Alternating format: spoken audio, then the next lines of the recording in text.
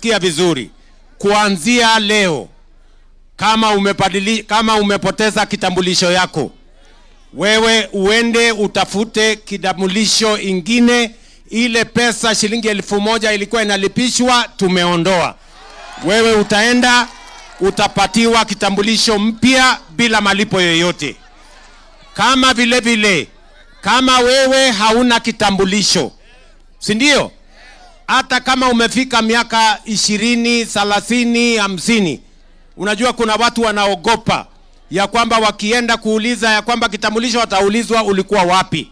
Maneno ya vetting, maneno ya kuulizwa maswali, tumeondoa hiyo mambo yote. Wewe enda utapatiwa kitambulisho bila malipo yoyote. Tunaelewekana? Na nimeambia ati wewe ulitoka Narok, atienda pata kitambulisho Narok. Ati wewe ulitoka Busia, wewe enda tafuta kitambulisho Butia. Ati wewe ulitoka Nyandarua, hakuna kitu kama hiyo. Mwananchi akiwa Nakuru apatiwe kitambulisho Nakuru. Tunaelewana jameni?